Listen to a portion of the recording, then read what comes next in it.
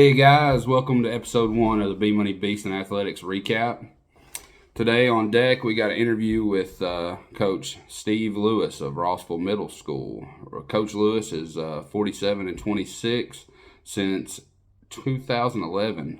66% winning percentage. That's huge in such a small community as Rossville. A league championship in 2012 and an overall amazing human being. The Bmoney Beastin Athletics recap, we will cover Chattanooga and Northwest Georgia youth and middle school sports. If you have anything you'd like to send in our way, we'll put up highlights and scores from 6 and under, 2 and under, whatever you got, all the way up through middle school. Chattanooga, Northwest Georgia area. Just send it in, info@bmoneybeastinathletics.com. At the end of our video today, after our interview, we'll have an NGAC football standings update, along with some highlights and big hits for the football season this fall. All right, guys, let's jump right into this interview with Coach Steve Lewis of Rossville Middle School. Show up, show out. All right. I'm here with Coach Steve Lewis from Rossville Middle School.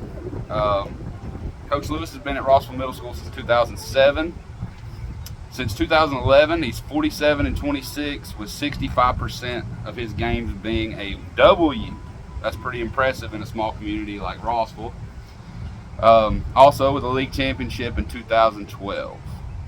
Coach Lewis, one of my favorite people in the world. I appreciate you, one of my favorite. I wanna ask you, because I know you're a private person, and I know you kind of just try to stay out of the limelight, and I'm shocked that I got you to do this. But I think that people will be very interested to hear who you are, because and I've told you this before, right? We've had conversations. When I first met you, you were a scary guy, big 6'7" guy with a big beard. I wouldn't have known you as a human being unless I got to know you. I judged you before I got to know you, and I've said that before. And I think people need to know who you are as a person, because you really have done such an amazing job in a community that not many people care about. In a low-income, impoverished area, you have been here for a long period of time and made such an amazing impact on so many kids. And I think people need to hear that. And I really do. So we're going to start at the beginning. Where did you grow up, Coach? I grew up in Ringo, Georgia. I actually went to Ringo Elementary, went to Tiger Creek Elementary when they opened it up, all the way through Ringo, all the way through. So, okay. When did you start playing football? I didn't play until I was actually a sophomore in high school. My dad actually bribed me to play football. I had no desire to do it. I played soccer. My mother was a nurse. She didn't, don't play football. And she was a nurse, so she didn't want me playing. But my dad bribed me into playing football my sophomore year, and I had no clue what I was doing. And by my junior year, I actually improved and started doing things. I enjoyed chess when I was younger, and eventually figured out that football was kind of a lot like chess. So. Okay. And so did you, so from there, you graduate high school, and you played college football? Yes, I did play. I was blessed to get to play 4 years at Tusculum College up in Greenville, Tennessee, where they're helping us start the program. Coach Tom Bryant, who had been at Wofford College, he recruited me from Wofford, and all of a sudden, the letters from Wofford just ceased. And he was a line coach there at Wofford. He recruited me for there, and then he went to Tusculum as the head coach and started the program. And all of a sudden, I started getting letters from Tusculum, and it was the best place on earth I could come. And it was great. And where is that again? Greenville? It's in Greenville, Tennessee. It's up past Knoxville near the Tri-Cities area. Gotcha. I actually played with a kid in high school. I'm actually a Ringo Tiger too, for anybody listening. That was a senior when I was a sophomore, I believe. His name was Chris Young. He went to Tusculum. He played receiver up there for a few years. From there, you graduate. What'd you graduate? What was your degree? Actually, at Tusculum, I got a computer science degree and a sports management degree. My senior year in college, I decided that I wanted to coach. But at that point in time, I would have had to start basically over with my degree. So I graduated from Tusculum with computer science and sports management, and then I found a college that had a master's program that would get you teacher certified. Okay. And so I went and got my teacher certification. The sports management classes I'd taken allowed me to have the quickest path to be able to get a physical education. Gotcha. Where does your teaching degree begin? My teaching career? Yeah, your It started. career. Yeah. It started at Trine. Coach Bryant, who coached me in college, was he'd been at Trine coaching as a defensive coordinator, and he'd gone back home towards Kentucky. And Trine's head coaching job opened up, and they hired him, and he asked me to come down there and help coach at Trine. So I went to Trine. I had been selling computer networks for years. We designed large-scale computer networks and that kind of stuff. And I worked with Compaq. I'd gotten all kinds of certifications for sales and service and all that kind of stuff. And sales, it wasn't a passion, it was a job. You know, it's not something I loved or something I was just crazy about. It was a job. It paid the bills and that kind of stuff. It was something I was sleepwalking through. So Coach Bryant offered me a chance to go and coach football, and I jumped in. That's awesome. I know you coached wrestling for a year, I believe. Yeah, I went to Trine, and they said, all right, you're going to coach football, and our wrestling coach is actually, he's not going to be the coach next year, so you're going to be the head wrestling coach. So the first wrestling match I ever attended in my life, I was actually the head coach.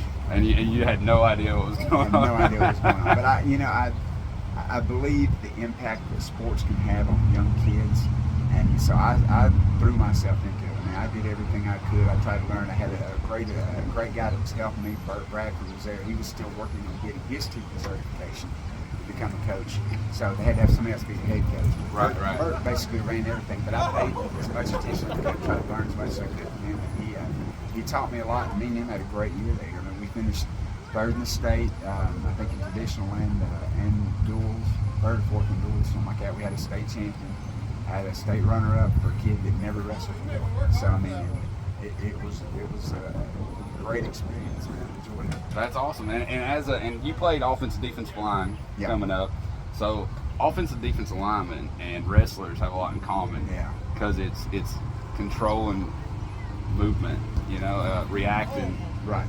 And I've always said that, and you can even look at NFL games today. You'll see some NFL offensive lineman in an end zone somewhere doing stance in motion, getting ready to play a football game. So I can see that being something that can mesh reasonably well. It's allowed me to see how important it is to have my football players wrestle as well. I encourage every one of my kids. A lot of them want to go play basketball. It's flashy and that kind of stuff. But I encourage as many of them as I can to go wrestle, because that helps them. It increases their movement, their flexibility, their body control, just all that aggressiveness, especially. In my opinion, I think wrestlers are the greatest athletes on earth. And if you look at the way that they train on a day-to-day basis, if you look like Jordan Burroughs just won his ninth or something world championship. I lost track, man. He wins them every time he shows up overseas. But if you look at that guy, the way he trains, he has to be considered one of the best pure athletes, if not one of the best pure athlete in the world. And what they do, if you look at that compared to MMA, and then you look at that compared to football, there's almost football's 10 seconds at a time, wrestling's 3 minutes at a time. So same difference in the fighting deal. But so that if you have a kid that wrestles, that should translate really easy to football. Oh, yeah, absolutely. And a double leg is essentially a tackle. Yeah, that's exactly what I'd say. Anytime I've got a kid that has wrestled but never played football before, whenever we go tackling drills, first thing after they do something, I say, hey, listen, it's a double leg takedown. And then it just works. Yep, it just works. So you were at Trine, and we coached wrestling, we coached football. What happened between Trine and where you got to Rossville Middle School? Well, whenever we had just bought a house in Red Bank, whenever Brian called me. Okay. So I was commuting from Red Bank to Trine.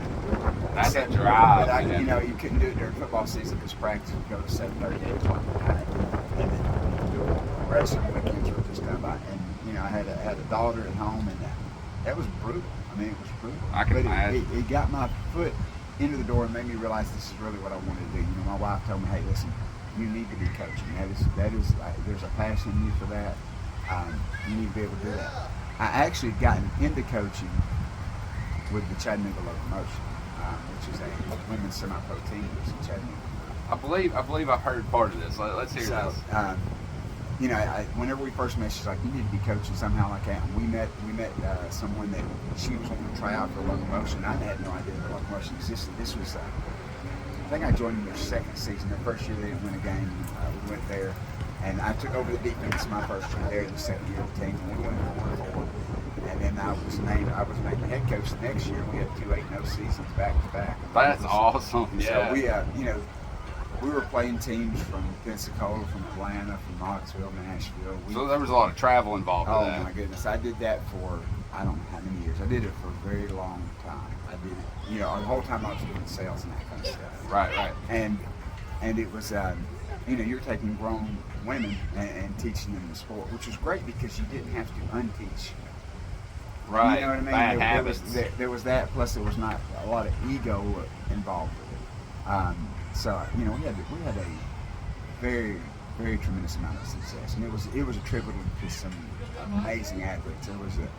We had one girl that led the league in rushing one year. It was like in 8 games, she had 1,400 yards. Oh, okay. 20-something touchdowns. Sunshine Lovelace. We had a linebacker that was with me from day one. C.J. Johnson. She was just. I mean, you look at her and you think she was just some dainty little girl. Man, she would knock people out. She was just. I had some. Denisha Montgomery. She was a 250-pound running back, and she was going to get the yards. There was no way. We got in one game where her ankle was hurt and the other running back was hurt, and Denisha, we could only run power right. It was the only play we could run, and we ran it 56 out of 62 plays. Oh wow! And we won. That's an awesome game plan. Until you stop it. So, but I mean that taught me a lot about the sport. It got me an idea of understanding the X's and O's and understanding motivating and what you needed to do on the weekend when I got raced. Because we faced some teams that were, like I said, we traveled to Wisconsin, we went to D.C., Austin, Texas, and Dallas both came to us at different points. I mean, we played some major teams. We defeated Dallas. We lost to D.C. They had 80-something. They had more girls on the team than we've had 3 years in a row. So I mean, combined. So it was great. But then I had a daughter. The whole family we just bought a house in Red Bank and needed to get back. So high school. When I went to high school, it wasn't like this, where there's constant recruiting, there's huddle, there's all these, everything that's going on, how commercialized high school football has become. Right. And when I learned the sport and loved it, it was just football. I mean, it was not. Game. It was a game. It was a game that taught so much because I went to high school with a kid, Kenny Henderson, who was a baseball pitcher.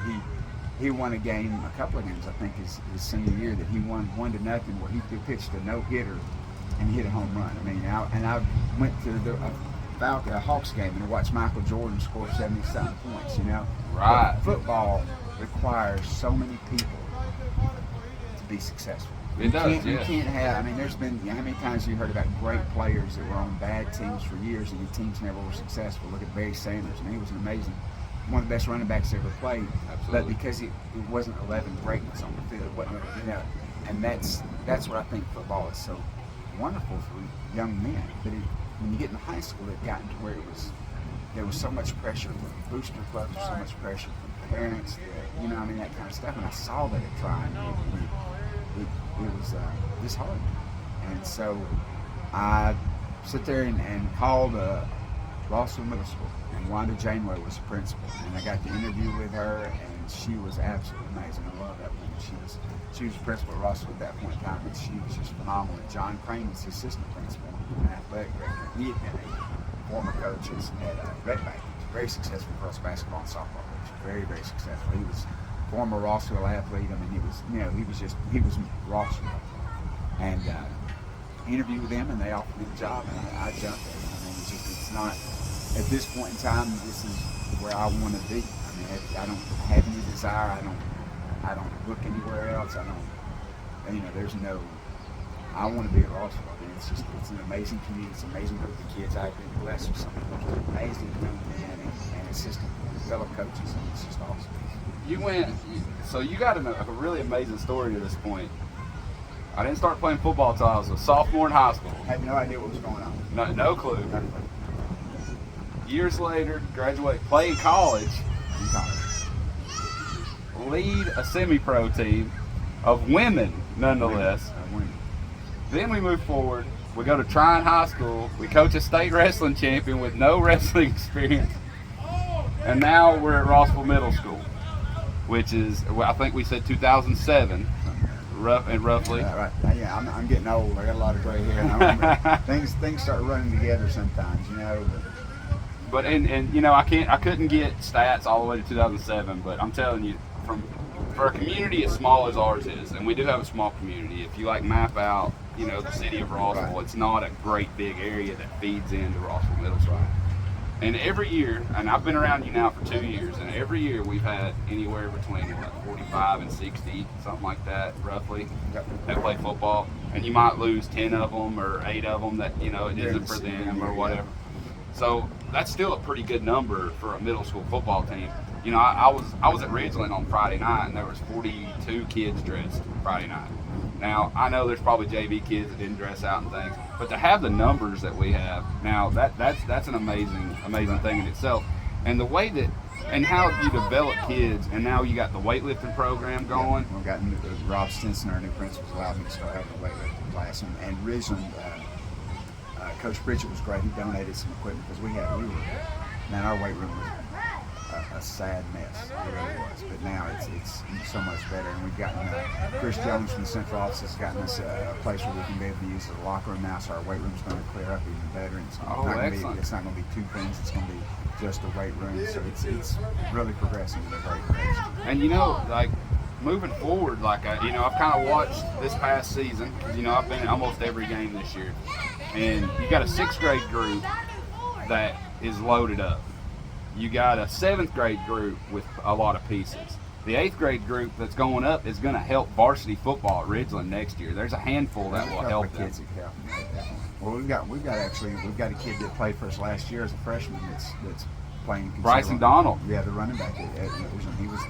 He started his 6th grade year for us as defensive end. I mean, I'm not afraid to play a 6th grader. If the kid will get out there and do the job, you know. Yeah, right. We'll do that. And so he played freshman. He started freshman for 3 years, and now he's at Ridgeland. I'm very proud of him. Yeah. I watched him Friday night, and you know, I love that kid. He's got a great mother, great parents. Oh, his mom's awesome. She's a sweetheart. I was so glad to see him. I actually talked to him for a second when he was going into the locker room. Great kid. He was one of my favorite players from that 8th grade group last year. Him and Cody, you know, they were great kids. That is an amazing feat. And if you watch him play Friday night, he wasn't scared. He didn't play scared. He didn't play intimidated. No. You're talking about a 14-year-old kid playing with grown men, and he was trying to bull people. Yeah. Oh, yeah. And it's that attitude that this community, I feel like, has. You know, like everybody looks at Rossville. It's just a little blip on the map, but we have some amazing people and amazing kids in this community. We're very blessed with the people that are in our community. I mean, it's phenomenal. You look at the people that are with the Rossville High School Alumni Association. You look at Miss Hughes at Ridgeland High School and things she's doing. You look at Miss Gadd at Rossville Elementary. The Stone Creek staff. I mean, there's just some amazing people in this area. Rob Stinson, who's our principal now at Rossville Middle School, he when I first started teaching at Rossville, he was a teacher there as well, and moved up to the assistant principal AD at Ridgeland. And so he understands the importance of athletics and what they can do for the community, but also he is working tirelessly to improve the perception of Rossville Middle School, of the whole community, and he's doing everything he can to. I mean, I have not gone and said, "Hey, I want to do this to improve the football team, to make our athletic program better. I want to do this." And he's not once going, "No." You know what I mean? It's all right. How do we do it? What do we do? He's very proactive and does a great job, and is very passionate. I mean, me and him are polar opposites. He is so into social media. And yes, he is. He is loud and not in a negative way. He's out there, and I'm totally the opposite type of person. But we work great together because you need a little bit of both. But you know, I'm not going to be out there doing that. But he does it. He's amazing at it. It's a blessing having him there. It's awesome. There's a good blend, I feel like, and I've gotten to kind of know Mr. Stinson. I like him. We actually meshed on pro wrestling. He loves some wrestling. He loves some wrestling. I grew up a pro wrestling fan, and my kids are kind of into it. And I guess one of them got in trouble one time. First time I actually had to meet him, and I went in there and he had like some Ric Flair stuff on his, and I was like, "Hey man, that's pretty cool." And then we started talking, and you know, the rest is history. That's amazing. I want to talk about one more thing before I let you go. So, you get there in 2007. You win the league championship in 2012. And apparently, I actually would know some of those kids at that point. Like who was the big team leader on that 2012 team? I mean, that team was amazing. From when they came in as that was one of the things. When they came in as sixth graders, it was a large group. It was really a large group. We had a lot more kids than you normally get in sixth grade coming in. Go out for football. Usually you got 10, 7, 10, something like that. And there was about 16 or 18. And Christian Gentry was a sixth grader that came in. He actually started his sixth grade year at center for us, and then he played guard for us at seventh and eighth grade year. And Chris Henderson was another one. He, state champion wrestler. He was the NJSC champion in wrestling. I mean, he was a fullback and linebacker for us. He was great. The league MVP that year was our quarterback and outside linebacker, Hunter McKenzie. Okay. He was a lovely kid. He was a hard worker. He was he was a great leader. He did whatever was asked. He didn't care. He tell me what to do, I'll do it. We had Jalen Shelton, who was an absolute outstanding athlete. We lost Jalen in his 8th grade year because he went to college recruiting. I've heard of that, yes. And Jalen got an appointment with the Naval Academy to play football. And he was the one that had over 1,000 yards rushing in 6 games in middle school. Right. He had an amazing year his 7th grade year. And there were some of the others. Sonny Green, who played tight end for us. He went from having a tough 6th grade year to being named the 8th grade student of the year or something like that. Oh, wow. Ryan Heath, who he played in the championship game, the day of the championship game, one of our cornerbacks, a kid I love, Samuel Oliver, was an amazing kid, just a great young man. His kneecap popped out. Oh, wow. Sitting down in school. Just in school? In school. He'd had a problem. It was a tricky name, anyhow, but he had a problem with that. And so all of a sudden, we're sitting there on the day of the championship game. We're about to go play, and all of a sudden I've lost. We practiced everything we're going to do. We put it all to bed. Right. We're ready to go. All of a sudden, noon, I've got to, by 4:30, I've got to have a new defensive player to play there. And we weren't super deep, you know what I mean? Right. And so Ryan Heath, we just came up with, I don't know if they call it a monster back now or spur or something like that in a 3-5-3 or some kind. I don't know what position it was, but we made up a position, came in and showed him all the formations and told Ryan Heath, do this, do that, do that. And at the end of the game, Harry just started driving. We were up 22-8. Harry just starts to drive. They're getting down close, and they had an amazing onside kickoff game. We never wanted to let them score because a lot of times they get the ball right back. And they threw a pass, and Ryan picked off. He just showed up out of nowhere.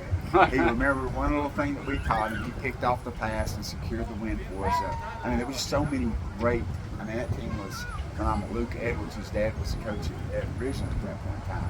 Okay. He played tight end and moved to guard for us. We had 2 amazing guards. There was this kid, Lance Kearney, I don't even know where he moved in from, and he moved back out. But he was the smallest kid on offense, and he played center for us the whole year.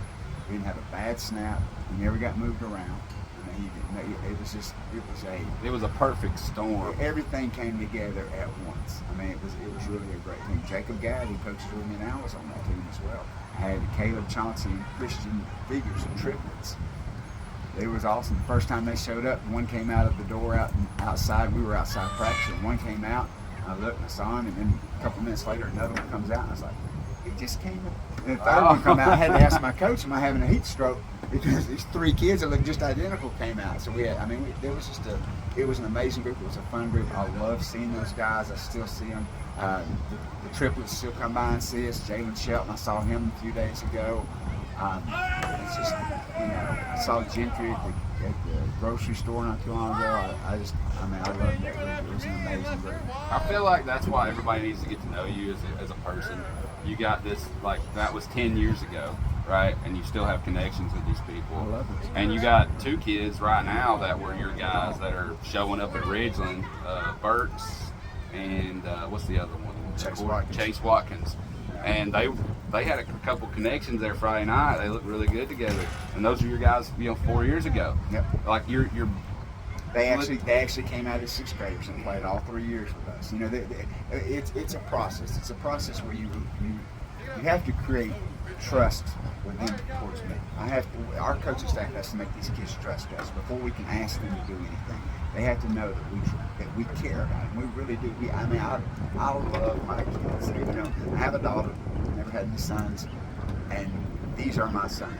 You know what I mean? There's a bond with my daughter that's great. We go out every Saturday morning and shop together, and it's just, but a father and a son is a different bond, and these are my sons, and I just, like I said, I've been blessed with them. I love them, and as a father, you have to correct kids sometimes. They Right. know if they know you love them, then they can take correction, they can take advice, they can take the tougher things that some coaches that come in and that are very cold and distant and just say, hey, this is what you do and you better do it. Right. And that's not what it is. If a kid loves you, you're going to get a whole lot more work out of them than if they're scared. I completely agree with that. And my head football coach in high school, Sean Gray, I don't know if you'll see this, Coach, but if you do, he was very blue-collared, similar to you. My whole sophomore year, I didn't have a ride to workouts in the summer. He picked me up every day for 3 days a week for football workouts. And we just kind of bonded. And I remember after my senior year, we missed the playoffs by one game. They fired him. How it went down, I'm not going to get into that because I think I'll make a whole community upset. But that happened, and I remember after that was over, at that point, I was done. There was nothing else left for me there. We walked around this community for like an hour and just kind of reminisced on life. We never talked about football one time, but we had a bond with each other that, as coach, friend, father figure, whatever you want to call it. And I feel like you're doing that in the same way in a community that really needs that, right? And I want to give you props for that one. I don't need props because, like I said, it is truly a blessing to me to get to know these young men. It is a blessing to me. I mean, my life is better for knowing Jamarcus Jones. I mean, it is. It's just there's so much. I gave him a hat last week. Yeah. I mean, and there's anybody that hears this and doesn't hear your name. I'm telling you what, I could sit here for an hour and just name off kids and tell you something about every one of them. Jimbo Alexander, who played for me, broke his ankle at the Gordon Lee. It was just such a great kid. He's working our chains for us. He's coming just back, hey, Coach, what can I do to help? And he's working our chains for us. I mean, it's just Stephon Walker, who played for me. And I only had him 1 year. But I still love the kid. I still talk to him. I still check up on him, I'd love to have him help coach. I mean, it's just, these kids are a blessing to me. I mean, it's you learn something so much more about yourself whenever you're helping other people. I agree with that. And that goes for life, not just football. Yeah. All right, last thing we'll cover. Got a big game Tuesday. The Heritage game was a battle this year. I have to admit, I played middle school football. I've been to several middle school football games. That had to be one of the best middle school football games, front to back, on both sides, watching how evenly matched those two teams were. Like, those two teams were neck and neck, one play in opposite direction, and there's a different winner. That's how close that game was for who didn't see it. And I think, I know how the standings are standing. This is a do-or-die week for Rossville. We have to win. We can't give up more than 47 points. That's just it. That's the only thing that will happen. But here's the thing. Win, lose, or draw, this team has been very successful. Oh, yeah. They've been very successful, yeah. In terms of your longevity at Rossville, where would you place this 2022 team? We had two teams that made it to the championship game. One I'm won, one I'm lost. And it's funny that the team that won beat the team that had beat them earlier in the year. And the team that lost a team that it had already beat. That's how, it was, it's that thing kind of like the second time you play somebody. But then there's another tier of teams right below that are all, there's about, I don't know, there's several of them. There's that 4-2-5-1 thing. Chase Watkins, 7th grade year. Chase and Darian, 7th grade year. That was a very, very good team. We didn't have a whole lot of linemen at that point in time, but that was a really good team. The year after we won the championship, in 2012, the 2013 team that had Eli Fauché and the Eaton twins and some of those guys, it was not as big and as robust, but they still went 5-1. Even losing Jalen Shelton, who should have been with them, he already rushed 1,000. So there's they're right there in that little second tier. That top tier, that championship team was amazing, and that the team that lost the championship game in 2016 had Tommy Lamb on, who was in the lineman. It was just phenomenal. Had a kid, Ty Whaley, who'd never played football before. and had one of the most dominant seasons, probably second only to Jalen as far as rushing season, and was a demon on defense. But he was still learning football when he was out there with us. That team just a little bit behind, since they didn't have as many athletes as the Jalen the championship team did. So this team is in that just slightly a second tier.